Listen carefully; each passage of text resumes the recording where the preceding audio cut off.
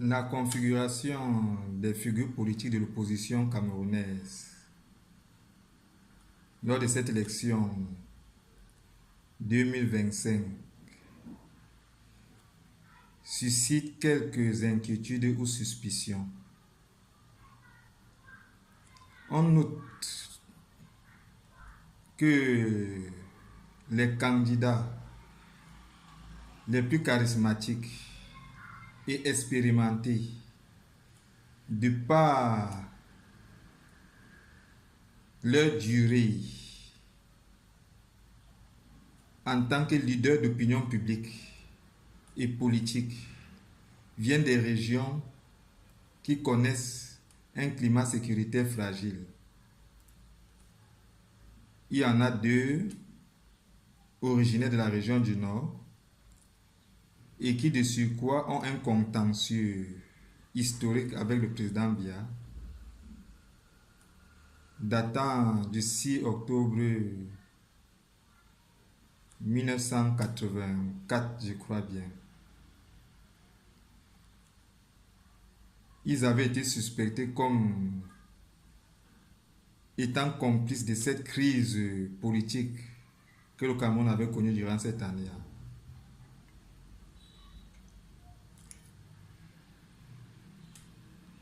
Il y a un troisième qui vient de la région du nord-ouest-sud-ouest, connu sous le nom de Nozo. On note aussi que ces deux régions qui connaissent un climat sécuritaire fragile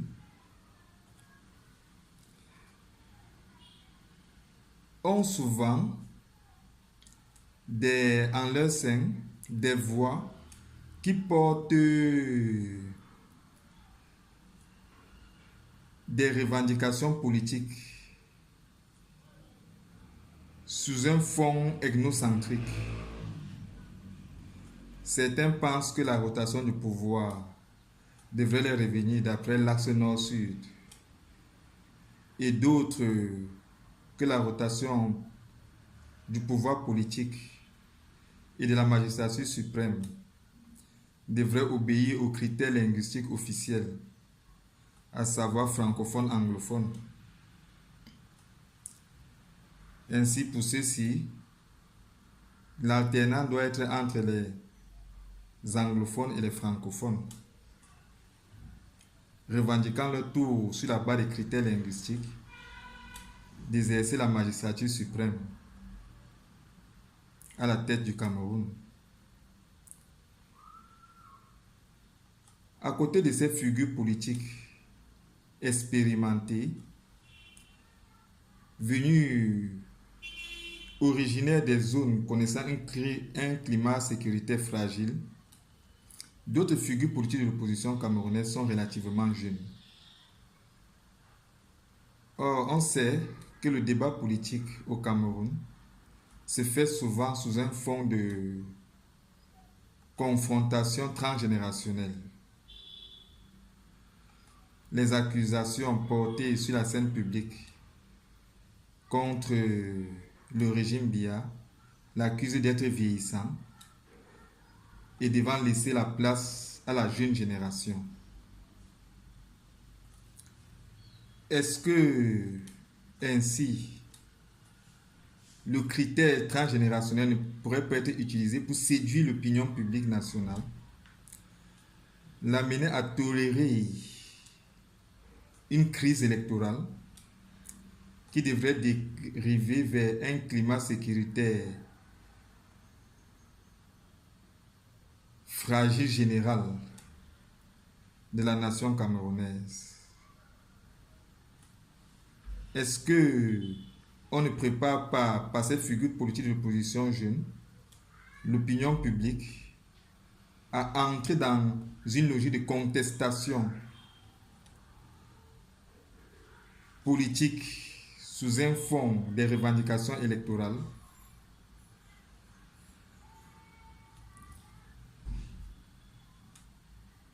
Toujours est-il que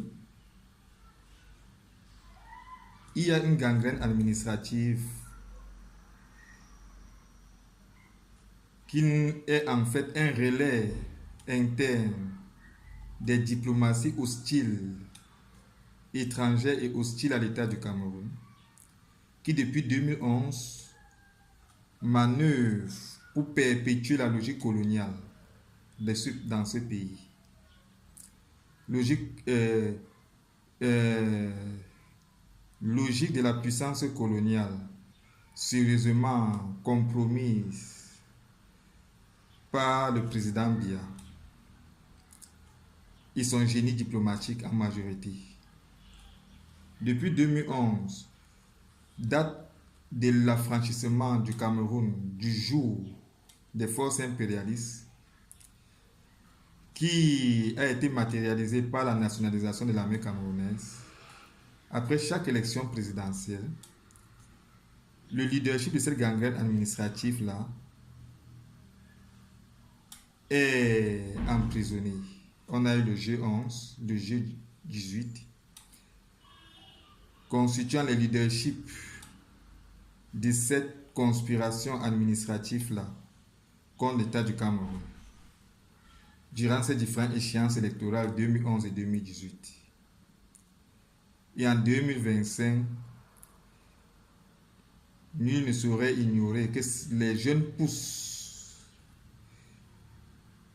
de cette conspiration administrative-là manœuvrent encore pour susciter le retour de l'influence des forces impérialistes sur le Cameroun. Peut-être, je le pense toujours, aurait mieux fallu diversifier davantage les figures politiques de l'opposition camerounaise sur des bases ethniques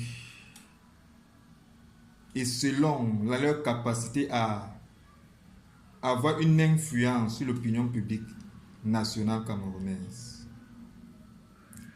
Il aurait fallu, à côté des figures politiques de l'opposition originaires du Nord et du Nozo, d'autres originaires du Sud, du Grand Sud, de l'Ouest et du littoral, afin que la configuration de l'opposition politique camerounaise et de la scène politique camerounaise en général soit aussi diversifiée que l'est ethniquement la nation camerounaise. Ces figures politiques de l'opposition donc, d'égale influence les uns des autres sur l'opinion publique camerounaise et étant ainsi diversifiés sur des bases ethniques, auraient, sans le vouloir nécessairement, dispersé l'opinion publique camerounaise, puisque leur égale influence ou leur égal charisme leur aurait empêché de former une coalition du fait de leur ego qui aurait pu en susciter. Ils auraient pu ainsi disperser davantage l'opinion publique camerounaise positivement, sans le vouloir, l'empêcher ainsi de succomber à l'emprise des forces obscures qui pourraient justement manipuler cette opinion publique nationale dans le sens de susciter une instabilité sociale sous fond de crise électorale. Toujours est-il que l'histoire du Cameroun ou la destinée du Cameroun est radieuse et nul ne saurait la compromettre.